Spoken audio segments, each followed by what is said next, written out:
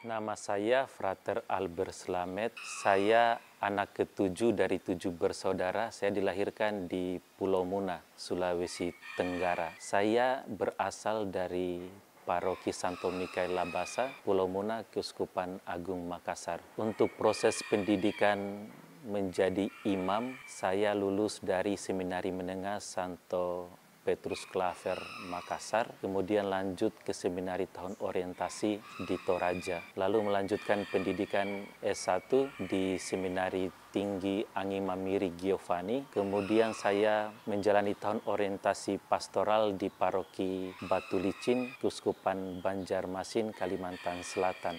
Lalu saya melanjutkan pendidikan S2 di Seminari Tinggi Giovanni Malang, lalu saya ditabiskan menjadi diakon pada tanggal 26 Oktober di Paroki Kelayan.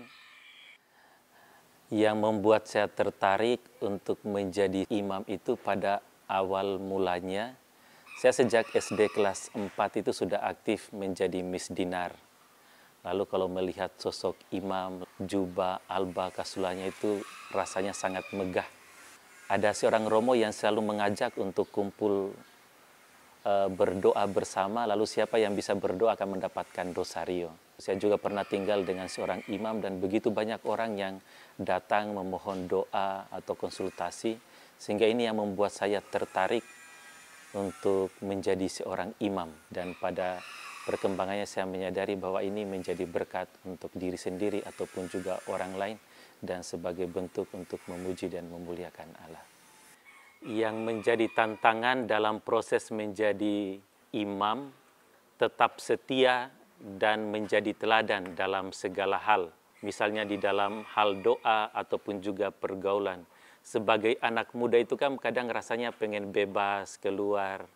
Tetapi menjadi seorang imam atau menjadi seorang frater itu kan tinggal di pastoran, di komunitas yang dari pagi sudah penuh dengan aturan. Dan bagi saya ini menjadi tantangan khususnya dalam hal berdoa, karena dalam hal doa seorang imam itu menjadi pendoa, menjadi teladan dalam situasi apapun. Meskipun mungkin doa itu terasa kering, tetapi seorang imam tetap harus setia. Yang paling menyenangkan dalam proses menjadi seorang imam tentu ada begitu banyak ya. Ada selalu kebersamaan dengan teman-teman frater, romo, ataupun juga dengan umat. Tetapi pengalaman saya yang paling menarik itu ketika menjalani tahun orientasi pastoral di Paroki Batu Licin. Dan hampir setiap minggu pergi melayani atau ke stasi-stasi yang jaraknya puluhan kilo bahkan ratusan kilo. Naik motor lalu bertemu dengan umat-umat yang sederhana lalu berdoa bersama.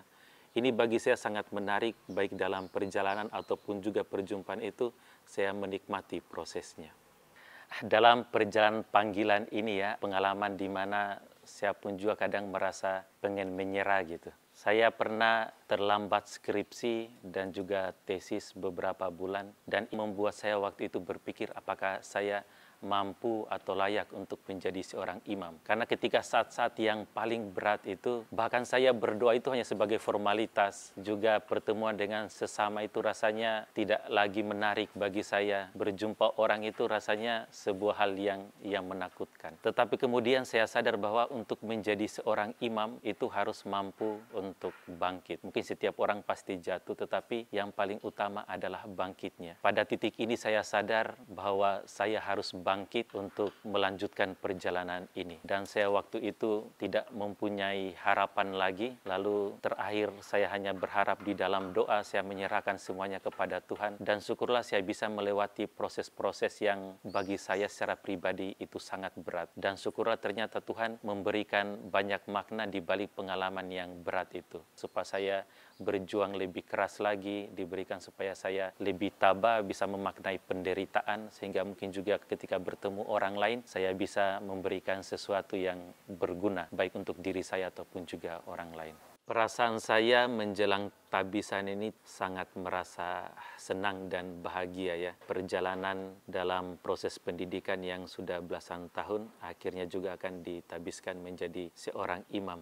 Saya menjalani masa diakonat di dua tempat, di seminari dan di paroki veteran. Kesehariannya saya hari Senin sampai Jumat siang saya berada di seminari, dan di seminari itu ada beberapa bidang yang menjadi fokus pembinaan, bidang rohani. Dalam bidang rohani kami memulai kegiatan pagi dengan ibadat bersama, kemudian perayaan Ekaristi, juga ada meditasi, ada adorasi bersama. Kemudian untuk bidang komunitas, kami selalu menyempatkan waktu makan bersama, belajar bersama, dan juga olahraga bersama dan lain sebagainya. Lalu saya setiap hari Sabtu dan Minggu saya ke paroki veteran. Lalu tugas saya mendampingi romo saat misa, juga membagi komuni dan mengantarkan komuni kepada orang sakit, dan juga tugas-tugas yang lain, misalkan memimpin ibadat di komunitas atau di wilayah.